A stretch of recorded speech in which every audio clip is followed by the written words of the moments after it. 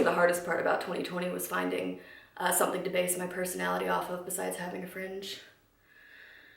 Rest in peace. And I say, my girl's a switchblade, a bright light on the cityscape. Wherever she goes, I'm gonna chase.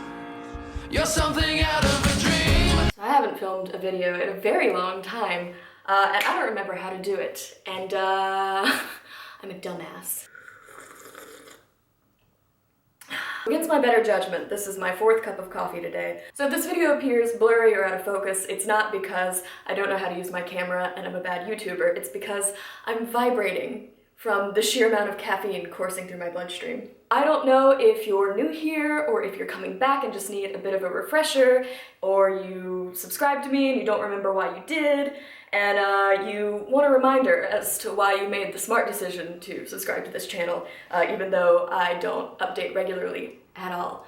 My name is Meredith, but you can call me Mare. I am an American expat living in Glasgow, Scotland, and I read books and write computer programs.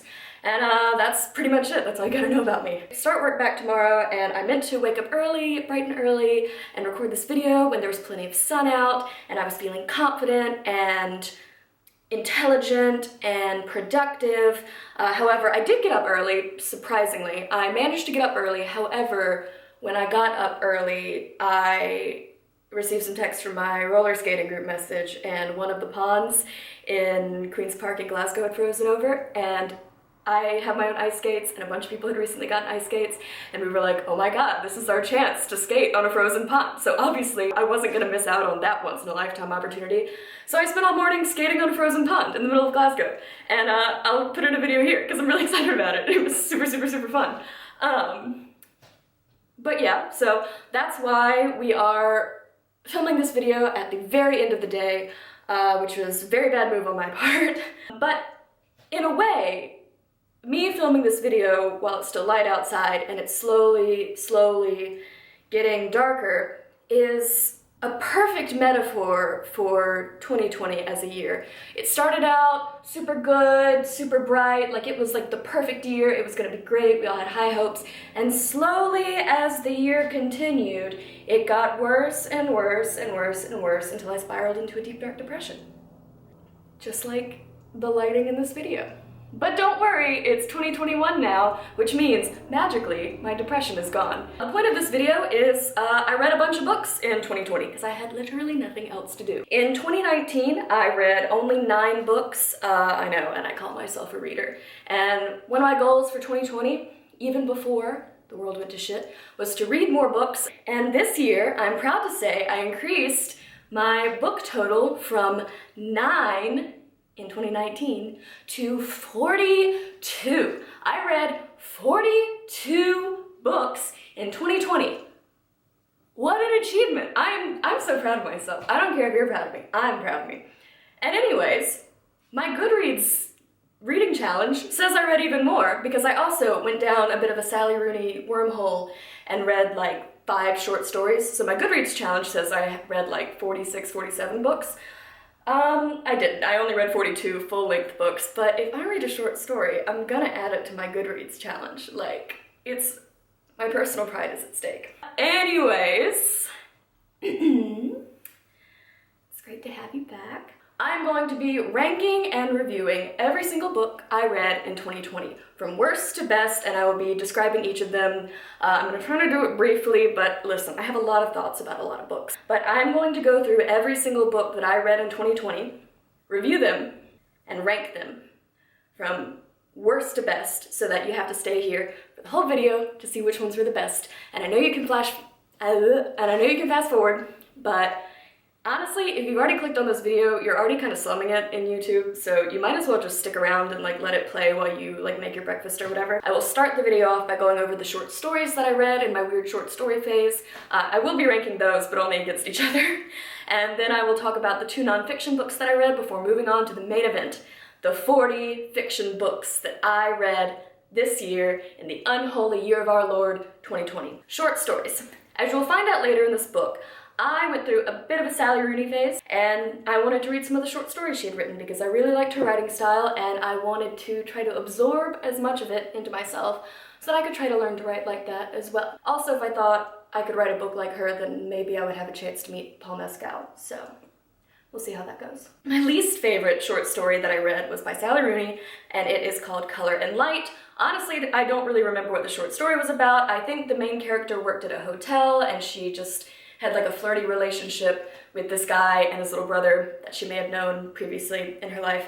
I'm not sure. The next one is the only non-Sally Rooney short story that I read. It's called Mrs. Fox, and essentially it is from the perspective of a husband whose wife starts to turn into a fox. Not a fox as in like a hot babe, but like a fox as in the actual like wild animal. And it's just what goes through the husband's head as he deals with his wife turning into a fox.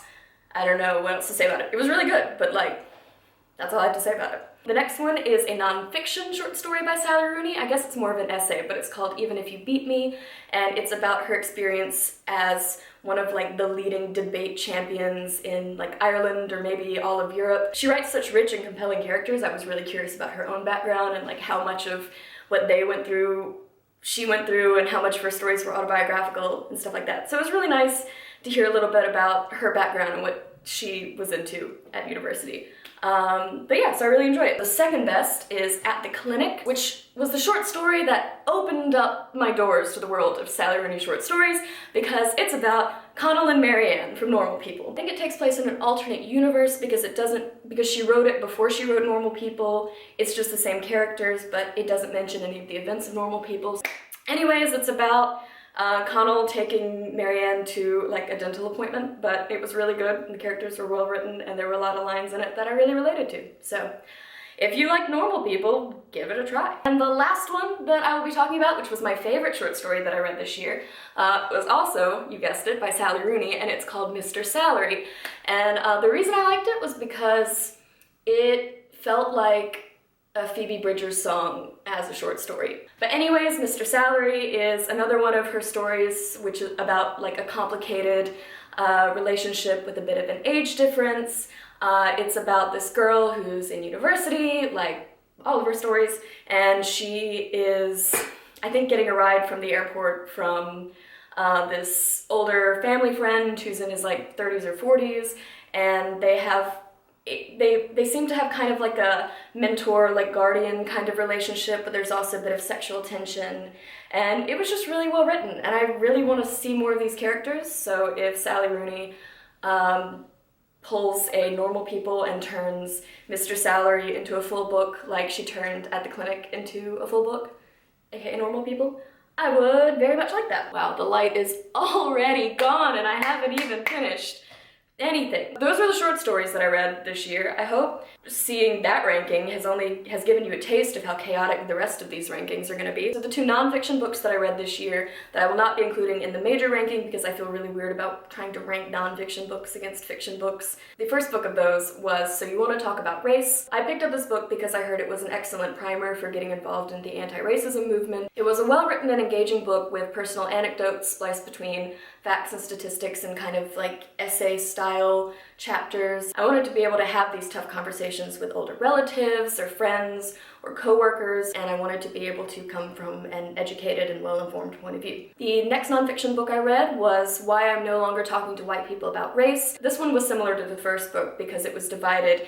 into essay-style chapters based on different topics that you may encounter and that you may be exposed to when you're dealing with racism and the anti-racism movement and things along that nature.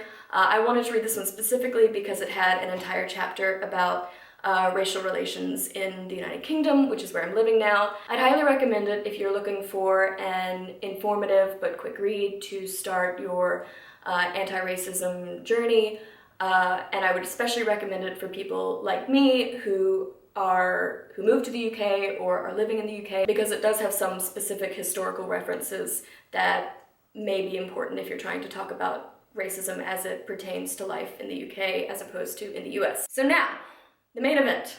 It is so dark. I look like shit. I will now be quickly ranking and reviewing the remaining 40 novels that I read in 2020. Listen, 2020 was a weird year, and A lot of times the way that I rank books reflects the state of mind that I was experiencing at the time, because my state of mind reflects how I enjoy a book. I don't know if that makes sense. And 2020 was a time of various terrible states of mind, interspersed with the rare good state of mind, and sadly that didn't line up very well with my reading schedule, so your favorite book may be near the bottom. I am sorry, that just means I was a piece of shit that week.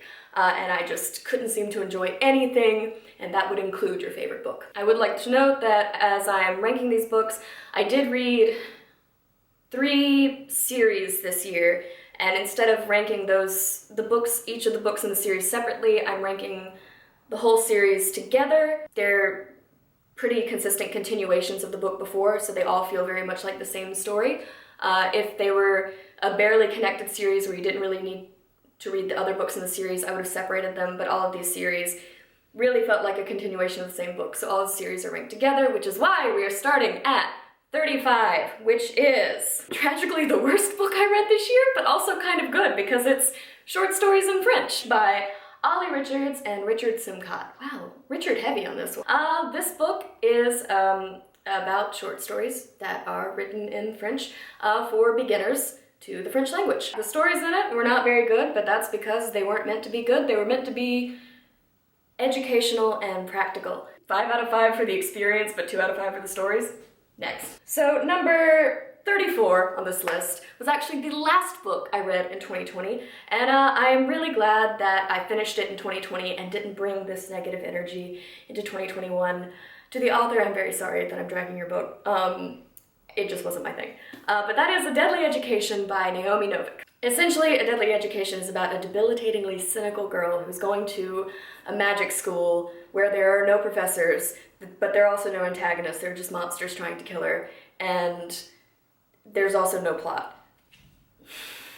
This book really felt like the author wanted to start her own popular book series by combining Harry Potter and the Hunger Games, hence the magical school filled with random monsters that seem specially designed to kill a bunch of kids. There are also no adults around to protect the kids, and so they're all just kind of like fighting to be the ones who survive. But if the sequel comes out and it gets rave reviews and all of this world building and exposition ended up being worth it, I'll still probably read it. Oh, one of my neighbors is looking at me. Should I wave at him? I'm not gonna wave at him. He's kind of cute, which is exactly why I shouldn't wave at him, because that would be embarrassing. My 33rd book in the rankings for 2020 is actually Hex by Rebecca Denniston Knight. Essentially, it's about this graduate student who gets obsessed with her professor and starts growing poisonous plants in her apartment. It wasn't bad, but from the title, I was expecting a little more of a witchy vibe. Overall, not a bad read, just not super memorable. The 32nd book on my list I don't actually have. It is called The Witch Elm by Tana French. Yeah, it was a decent mystery, but obviously not the best, because it's at the bottom of my list. That's all I can say about it, but I have heard that Tana French is a very good author, and some of her other books in her other series are very good, so I'm not opposed to picking up more of her work. The next book on my rankings of 2020 at position 31 is Pine by Francine Toon. I bought this book because it took place in Scotland, and that's the only reason. It's also a murder mystery of sorts. The main character is a young girl whose mom died, and she's living with her like semi-alcoholic dad, and she's really into like tarot cards and like the paranormal and things like that. I liked it well enough, and it definitely earned some points in my mind for mentioning very Scottish things that I've been exposed to, like Kaylee's and Tennant's beer, of course. It was a good read, but again, just wasn't the best. I don't know why I have to keep saying this. You guys need to understand. In position number 30, the next book on my list is The Regrets by Amy Bonifons. I bought this book because of the cover. I thought the cover was absolutely gorgeous, and that's honestly all I have to say about it. It's about a boy who dies but can't go to the afterlife yet because he's not sufficiently dead, so he has to chill on Earth while they get like the afterlife paperwork sorted out, and they tell him that you can't talk to anyone or develop any relationships or fall in love because then you will incur regrets. So obviously he meets a girl and goes and falls in love and starts a relationship with her, and things don't go well. But it ended up just being a story about lust and infatuation and like picking the wrong people, sometimes dead people. But I still like the cover, so I'm probably gonna hang on to this book for quite a long time, just so I can look at the cute cover. Next book on my list, number 29, is I'm Thinking of Ending Things by Ian Reid. I gave this book a low rating at first because while I thought the ending was cool, I just wasn't really as like scared as I was hoping I would be, because a bunch of people had said this book was like one of the scariest books they've read this year. I don't know if 2020 has just made it so that I can't feel emotions anymore, or if this book's not scary. Essentially, a girl goes on a road trip with her boyfriend to meet his parents, and the whole time they are driving and going to meet them, she's thinking about ending the relationship, hence I'm thinking of ending things. Things get surreal and horror-y from there. If you want to be scared more, maybe get the audiobook version, because I've heard that is scarier just with the way the voice actors do it. Alright, the next book on my list is number 28. If I Was Your Girl by Meredith Russo. I'm not gonna lie, I bought this book because the author's name was Meredith. Anyways, this was a really sweet book. It felt like a cute coming of age, like Netflix movie. It's about a girl who is trans who moves to live with her dad in Georgia for the last year of high school, and she has to navigate normal high school problems like making friends and falling in love while trying not to let anyone know that she has transitioned, because really she just wants to be treated like anyone else at the school. Again, it was a really cute, sweet book. I think the only reason I didn't rank it higher on my list was because it is a book about high schoolers, clearly written for high schoolers, and at this point in my life, as a 23-year-old master's degree having working professional, I just don't really relate to like high school stories anymore. But if you are in high school, or if you're feeling nostalgic and want to read books about people in high school, or if the synopsis of this book just sounds really good to you, I would pick it up. It's a really good book, really well written. The characters are really well developed. I'm just not into high school books right now. The next book on my list, which is number 27, is Tunnel of Bones by Victoria Schwab. But essentially, it's about this girl who had a near-death experience and now she can see dead people. Another important character is her best friend, who is a ghost and is also the one who saved her from her near-death experience. And to keep the ghost theme going, her parents are ghost hunters, and they have a new international TV show that takes them to a bunch of different cool cities and locations that are famously haunted, and she just follows them. In each book, she just goes to a different city where they're filming, and ghostly adventures ensue. The first book takes place in Edinburgh, Scotland, which obviously has a very special place in my heart, and this book takes place in Paris, Tunnel of Bones obviously referring to the catacombs. Both books are really cute. I was able to read both of them in one sitting, and if I need like a short, quick read in the next year or whenever the next book comes out, I'll probably pick it up because I'm really curious to see what Victoria has planned for this character. But other than that, again, it was a middle grade book, not really what I'm accustomed to picking up. But I did really enjoy it, and I'm looking forward to see what's coming. The next book I want to talk about is not a book, but 3 books, and I don't have a physical copy of it because I listened to it on audiobook when I was taking my many lockdown walks. This is not centered. Better. And that is the Grisha trilogy by Leigh Bardugo, which includes the books Shadow and Bone, Siege and Storm, and Ruin and Rising. Even though Six of Crows is one of my favorite series of all time, and Ninth House was my favorite book of 2019, I still never got to read Leigh Bardugo's debut series because I didn't really want to read a like typical YA series. You know, with the girl who isn't special at all, but is actually the most special, and a love triangle, and blah blah blah blah blah. And this one was no different. It was like a decently good series, and I actually enjoyed it a lot on audiobook because the narrator added a lot of personality to the character that I don't think I would have like gotten if I was reading it in paper, non-audio form. Like I said, it was just a stereotypical, decent, you know, debut YA series. I'm really glad I finally read it, so that I can be prepared for the Shadow and Bones Netflix adaptation and Rule of Wolves, which I think is coming out next year, which is the sequel to King of Scars, which is a follow-up to the Grisha trilogy and Six of Crows about King Nikolai, which I actually have already read King of Scars, and even though I hadn't read Grisha trilogy before I read it, I did do a book review on it. The next book on my list is, which I do have a physical copy of, is number 25, and that is Norse Mythology by Neil Gaiman. It's a really good book about some of the more popular Norse myths that have been passed down through history, and it's written by Neil Gaiman, who is obviously a legendary author in his own right. It definitely wasn't one of my more standout reads of the year, but what can I say? I'm a slut for mythology, so I'm gonna have to recommend this book, and I really enjoyed myself reading it. The next book on my list, number, what are we on? 24, is The Hunting Party by Lucy Foley. The Hunting Party is an Agatha Christie and Then There Were None style murder, mystery, thriller kind of thing. And it takes place in, guess where? The Highlands of Scotland, which is why I picked it up, because I live here now. And essentially this book was about a bunch of pretentious Oxford alumni friends who are spending New Year's together at a remote cabin in the Scottish Highlands. And there's a murder mystery because someone's murdered. I don't know how I can make that more obvious. Strangely enough, the piece of media that this book reminded me of was not Agatha Christie, but actually the movie A Simple Favor, you know, the one with Blake Lively and Anna Kendrick.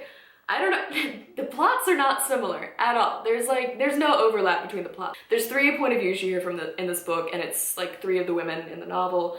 One of them just felt so much like Anna Kendrick's character, and another one of them felt so much like Blake Lively's character. If you enjoyed that movie and you like those characters, definitely pick this up. If you're looking for a nice murder mystery to take with you on vacation, to read on a plane, it's a great one. If only we could go on vacation. The next book I did read as a physical copy, but I don't have it with me because I am loaning it to a friend, and that is the incomparable Midnight Sun by Stephanie Meyer. Yes, of course, I had to read it. I was a huge twihard back in my days as a rabid 12-year-old. It's literally the exact same story as Twilight, but from Edward's perspective. And I mean scene by scene, exactly the same. And I know you're like, oh, Meredith, how do you know that it's every single scene from Twilight? Because every single scene from Twilight is burned into my memory because I read that book 80 million times. As for Edward as a character, even though he was still extremely creepy in so many ways, I did like that this book made him significantly less sexy and mysterious. He's just an anxious nerd in this, and he thinks Bella is the cool, intimidating one because she's kind of a monster fucker extraordinaire. He's amazed by her throughout this whole book because he's telling her all the scary shit, and she's just like, I don't care. I don't care. In fact, I like it. And he keeps expecting her to run away, and she's just like, no, I just want you more now. I do have to say, this book gave me a wild new theory concerning Renesmee's conception? Is that the least gross or the most gross way to put that? If you want to hear my insane theory regarding the plot of Breaking Dawn and everyone's favorite Loch Ness Monster, please tell me if anyone is interested, because I will absolutely put it in like a Q&A type video that I'll do in the future, because I spend hours every day just like telling all of my friends my wild new theory about Twilight, and none of them wanted to hear it. Not a single person wanted to hear my wild new theory about Twilight. So if anyone wants to hear it, please let me know. Sound off in the comments below, as the YouTubers who are better than me say. Anyways, Midnight Sun. I laughed, I cried.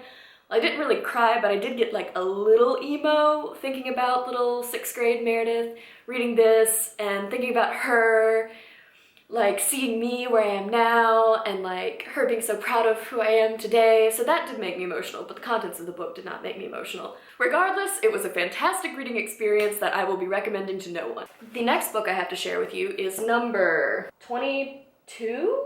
22 on my list. All of my lists are messed up. I think this is number 22. I'll correct this in post if it's not. But it is, but it's Expectation by Anna Hope. I bought this book because a review compared it to Normal People. It wasn't like Normal People. It's about 3 women who are living in London, and who were like really good friends and lived with each other during their 20s, and now they're in their 30s, and they're starting to regret all of the choices that they made in life and are wondering who they could have become if they made different choices or something like that. And they're all jealous of each other in some form or fashion because like they each have something that the other person wants, but they don't really appreciate it. Like one person like has been trying to get pregnant for years and years and years, and another person like had a baby by accident and like never really had any interest in being a mom. It's like stuff like that. It was a good book, and it definitely reiterated that I need to appreciate my youth while I'm in it, so I don't have regrets later, which is very hard to do during a pandemic when I can't leave my apartment. But anyways, on the bright side, at this rate, the world won't be around long enough for me to even reach my 30s, so I won't have to worry about facing crises like these women are having. It was like a 3 out of 5. Next. I told you this video was really gonna reflect what living through 2020 was like. It started out really bright, with me looking kind of hot. Now I'm sitting on my floor eating porridge, which is exactly how 2020 went. Number 21, Bunny by Mona Awad. Bunny is a very surreal, very strange, horror-ish, dark academia novel. Yeah, I won't go into what makes this book surreal or horror because I don't want to like ruin the reading experience for you going into it. I thought that the plot was engaging and that the main character was relatable, and I thought it did a good job describing the frustration around like being in cliques and being an outsider to them. Cool concept for a story, satisfying ending, 3.5 out of 5, 4 out of 5, something in there. The next book on my ranking is Girl, Woman, Other by Bernadine Evaristo. So, short synopsis of the book, it's a collection of stories centered around Black womanhood in Great Britain. I really enjoyed this book, and I still sometimes find myself thinking about some of the characters just because they like stayed with me so well, but I'm not someone who's usually drawn to like anthology reads, so that's the only reason why it's not higher on my list. The next book on my list was The Mercies by Kieran Millwood Hargrave. Kieran, something like that. I ended up ordering online a Waterstone signed edition, which I'm very excited about because I did really enjoy this book. I think in my Goodreads review, I described it as a combination of The Crucible and A Portrait of a Young Woman on Fire, a Young Lady on Fire, whatever it was. And I described it that way because there's a witch hunt and there are lesbians. So if that wasn't enough to pique your interest, the book takes place in a Norwegian village that is almost completely populated by women because all of the men in the village were killed in a freak storm during like a whaling expedition kind of deal. The ending wasn't rushed, but I think it ended too quickly in that like it ended like at the climax, and I wish the book had gone further. Like I wanted to see more of what was going to happen to these characters after the events of the book. Like I wanted kind of a hint as to what was going to happen to them. But that's my only complaint. Otherwise, I really like the book. I think the cover is gorgeous, as are the red stained edges. Very happy I owned a signed copy. Next book on my list was actually a recommendation, so Cassidy, if you happen to be watching this video, this one's for you because the next book in my rankings is Fates and Furies by Lauren Groff. Essentially, this book is about a marriage and the lies that people tell throughout a marriage and how even if you don't know everything about the person you're married to, that doesn't mean it's like a less valid marriage or that they love you less. It's not really like the story that draws you in, it's the writing. Like the writing style is so lush and poetic and beautiful. Honestly, this author could describe a trip to Home Depot and make it sound like you were reaching nirvana. But if you just really want a very lyrical, poetic book about two people in a relationship and just their lives, this is the book for you, man. It's really good.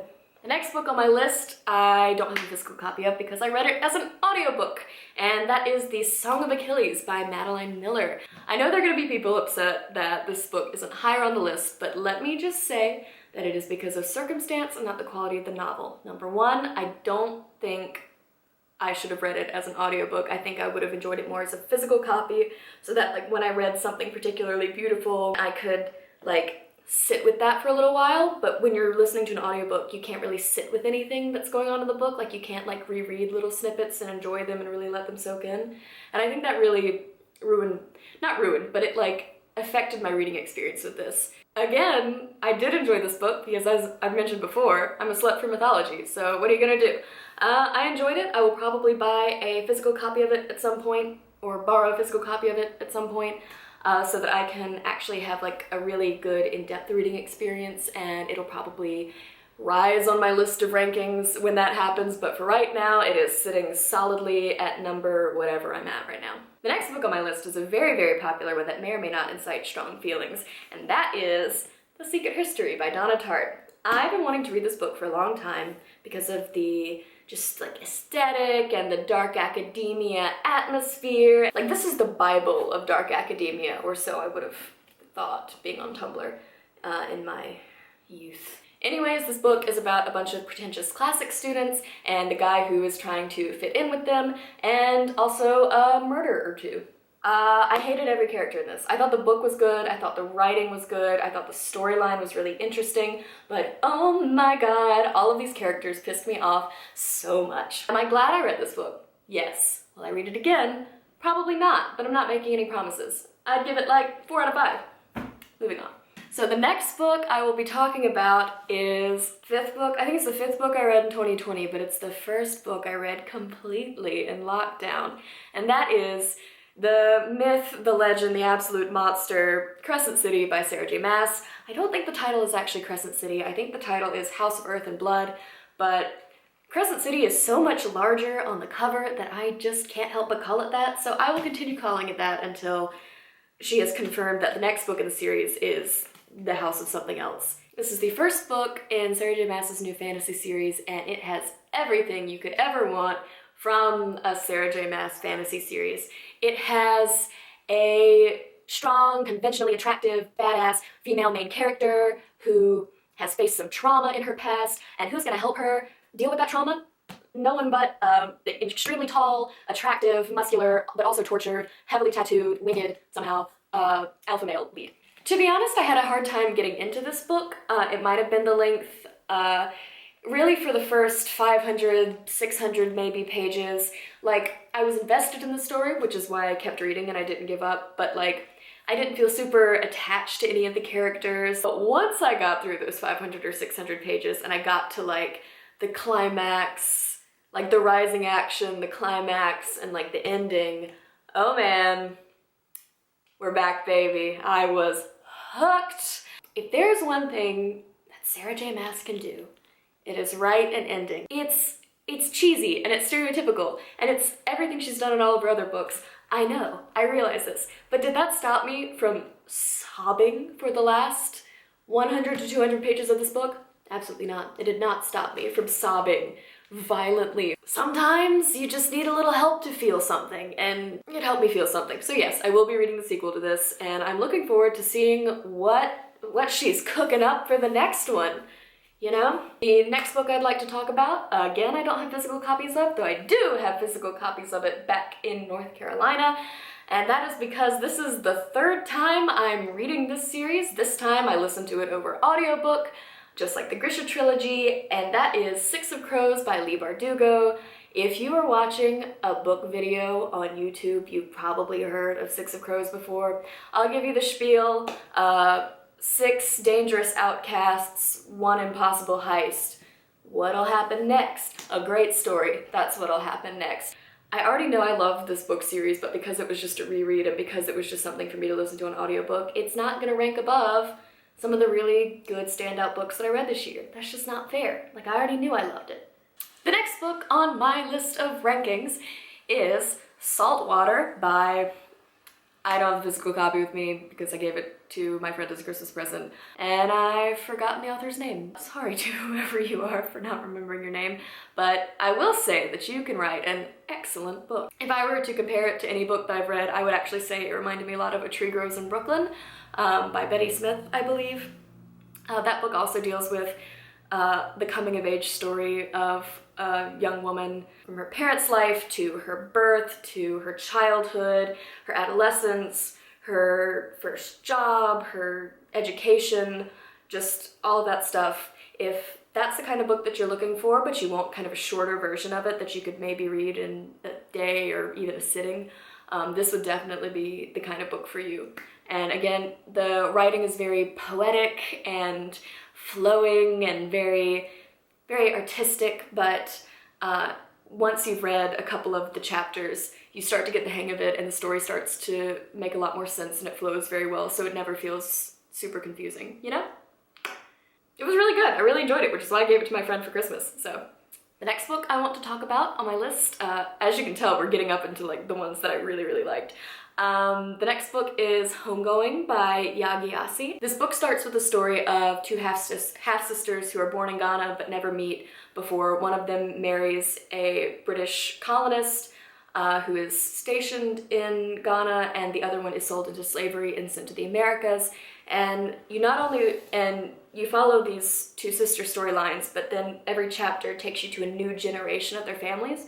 So from the 1700s, I would say, to present day, you're following each successive generation on both sides of the family, the side of the family that was taken to America and the side of the family that stayed in Africa. It was so good. This book was expansive without being drawn out. It was very succinct. You felt like you knew enough about each character before you moved on to the next one, but you never felt like you were missing out on anything. Like, everything felt very complete and whole and self-contained. It was really impressive. Honestly, it was just a genuinely good book, and I really look forward to reading Yagiasi's second novel, Transcendent Kingdom, which I am going to try to pick up this year. I don't know if my reading streak is going to continue, but that is one that I really look forward to reading. This one obviously got a 5 out of 5. It was great. I'm in the 5 out of 5 section if you haven't noticed. The next book in my rankings is kind of an obvious one, and that is Normal People by Sally Rooney. I know we've been expecting this for the entire video, and of course I was gonna talk about Normal People. What hasn't been said about Normal People? I really don't think I need to discuss it with you. If, like, you know, like, you've heard of this. Like, if you decided you want to read Normal People, you're gonna read it. If you decided you don't want to read it, or if you're just gonna watch the show instead, you're gonna do that. There's nothing I can tell you that will convince you otherwise. I made the decision to read the book before I watched the TV show, and I'm really glad I did because it let me enjoy the book as like a standalone concept first, before I got to see it fleshed out even more on screen. And it really made me enjoy the book even more because it kind of helped me picture some of the scenes that I had issues picturing while I was reading it the first time. Again, I could talk about this book all day, but I'll just finish by saying I really enjoyed it. You should read it. And Paul Mescal, if you're watching this, my phone number is country code 4475. The next book I'm going to talk about, I don't have a physical copy for again, and that's because I borrowed it from a friend, and that is Ghosts by Dolly Alderton. This book really surprised me because I thought a book about being ghosted on dating apps was going to be kind of cringy and fake and weird, but I was pleasantly surprised. It was really emotionally grounded and very well written. In any case, as someone who just recently deleted all of her dating apps out of frustration, I related to this book quite a lot, and I enjoyed it a lot. And if you thought you would enjoy Expectation, I think you would also enjoy this book. The next book I'm going to talk about is a book that literally everyone has been talking about all year, and it's for such good reason. And that book is The Vanishing Half. And again, so many people have been talking about this. Me adding my opinion to the pot is going to do absolutely nothing. I'm just gonna say that this is a great book. I'll give you a quick synopsis just in case you haven't heard of it. In case you're like my mom watching my channel and you're looking for book recommendations.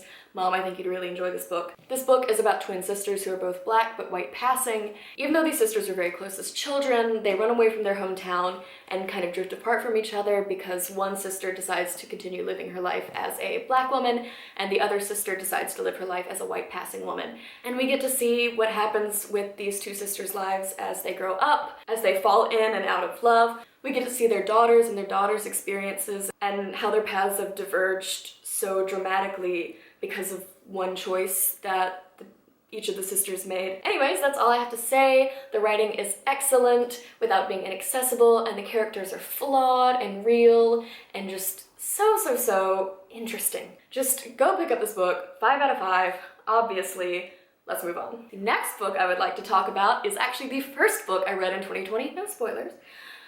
Next book I want to talk about is the first book I read in 2020, and that is This Is How You Lose the Time War. This was such an excellent book. Oh my god. It's two rival time agents, and they're each like the best of their organization, and so they're better than everyone else in their organization, but they keep getting like outdone by each other and outwitted. So they start leaving notes for each other in like different time periods, like taunting each other and being like, I'm the best. No, actually, I'm the best. Like, I'm the best time agent. Like, I'm so much smarter than you. Did you appreciate my plan? Like, blah, blah, blah, blah, blah. So essentially, they leave these notes for each other to kind of taunt each other. And obviously, these notes kind of go from taunting to like friendship, because like these are clearly the only people who can truly like understand each other. And as you might have already guessed, yearning and gay shenanigans ensue. This is definitely a book that you would have to concentrate on. The writing style is very like flowy and vague and artistic, but this book was so good, and I promise that once you get through the first few chapters, everything will make sense to you. You'll be able to follow it really easily. I did cry a little bit at the end. Trust me, it's worth it.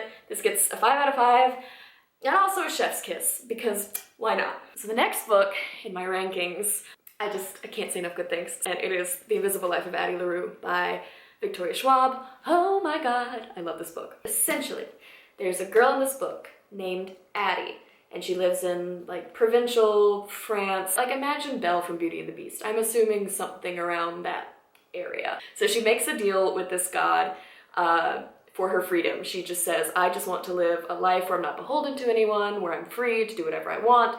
And he says, okay, well here's what I'll do. I'll let you live forever. And you can go anywhere and do anything and do whatever you want. And you have all the time in the world to do it. But when you're tired of living, your soul belongs to me. It's mine. And she's like, you know what? Fair enough. Deal. So she does that. But as we all know, all magic comes with a price. There's a twist.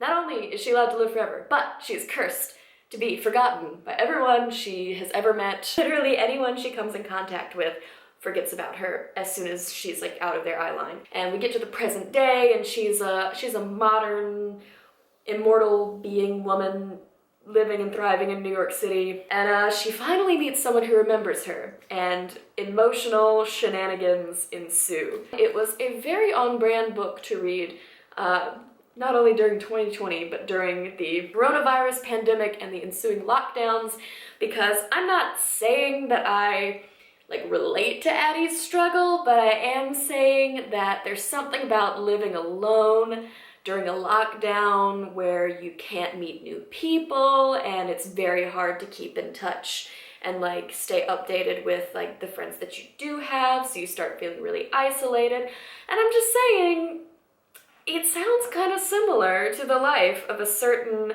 destined to be forgotten immortal being. The next book, or books, I have to talk about on my ranking is 3 books, to be exact. Oh.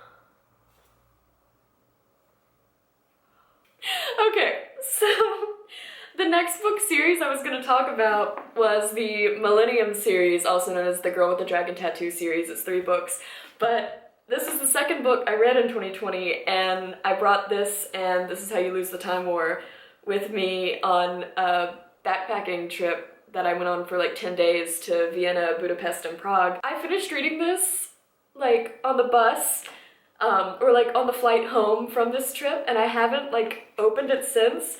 And there was a note in it, and it was a note that a girl who was staying in my hostel left me about wanting to like hang out in Prague one day, and it's so cute. Yeah, so I met a really nice girl at my hostel in Prague, and we ended up, because she was staying in my room, and we ended up going on like a tour and getting dinner. It was super sweet.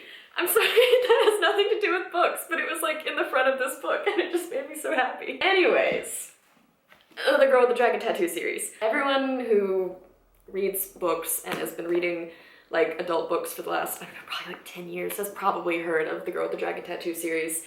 But I just wanted to reiterate the fact that it's a really good series, and I think you should read it. It has a very particular writing style in which the author goes into incredible detail with every single thing he writes about, and the main character, Michael Blomkvist, or however you pronounce his name, is a journalist, and the author himself was a journalist, and so you can tell he's very like detail-oriented and wants the reader to have all of the facts in all of the story. And at first it was a little bit hard to get into because he put like so much unnecessary detail in it, but looking back, it's kind of what made the book series stick with me so well, because after reading about like all of these characters who I think are so cool and I admire, and thinking about them just like going and making coffee and eating sandwiches and like buying stuff from IKEA, like now when I make coffee or eat sandwiches or buy stuff from IKEA, I'm like, wow, I'm like the girl with the dragon tattoo.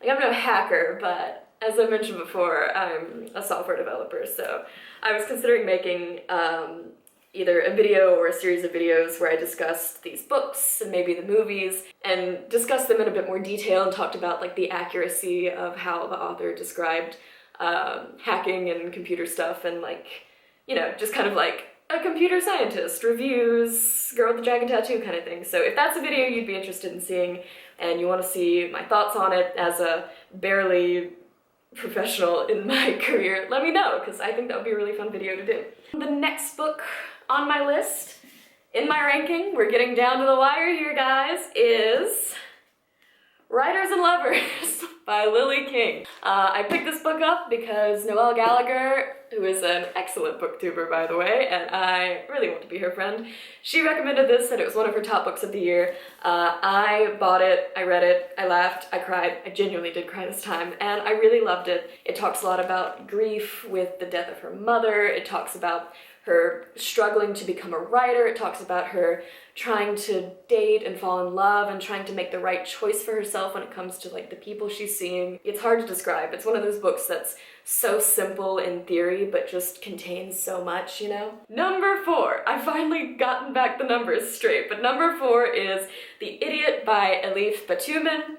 This is such a good book. Essentially, it's just a coming-of-age novel about a freshman in college, and she develops a crush and feels like an idiot because of this crush. The only problem I have with it is that I didn't find it sooner. Like, I wish I had read this as a freshman in college, or as a senior in high school, or even like just while I was in college. I wish I had read it when I was that age, because I feel like it's one of those books that would just make you feel like the feelings you're feeling and the experiences you're experiencing are universal and you're not alone. And it's so good. The next book, number 3 on my rankings of 2020. I don't have a physical copy because it's another one I've loaned to a friend. I've loaned this book to literally everyone, but I will be trying to get it back because it is genuinely one of my favorite books, and it's one I'm gonna want to reread. And that is Conversations with Friends by Sally Rooney. This book gets a lot of mixed reviews, and I gotta be honest, like plot-wise, it's not my favorite. The back of the book calls it a foursome, but I feel kind of led astray. There were no foursomes in this book, I'm just gonna tell you right now, but it's like an emotional foursome. But just, like, again, the plot itself is just kind of like that's not gonna hook you into reading this book, but just trust me when I say the characters are so real and so relatable, and just, like, there are so many things that the main character said that I felt like I had to, like, look around because I was like, oh my god, Sally Rooney is either following me, stalking me, and watching my life, or she is inside of my head and thinking my deepest and can read my deepest, darkest thoughts. Sally Rooney's writing is not for everyone. There's a lot of contention about her books and whether people enjoy them, but I love how sparse it is, and I love how she can say so much with so little. As you can tell from this video, I have a hard time saying little. Now, we are down to the final 2 books. These were the best to me. These hit me the most in my heart. These made me feel things. These made me feel better. I was going into the holidays, and it was going to be my first time ever going through like the Christmas and New Year holidays alone and without my family and living alone and not having anyone to see. And these books were just such a warm hug in such a dark time. I'm describing them together, not because they're in a series, but because I kept going back and forth as to which one I wanted to be my favorite. As it stands right now, I have said that number 2 is Anxious People by Friedrich Bachmann, and number 1 is The Midnight Library by Matt Haig. I'm gonna review these 2 books very quickly, and then we can be on our merry way, and I can finally be done with this cursed video. Anxious People by Friedrich Bachmann is about a bank robbery gone awry.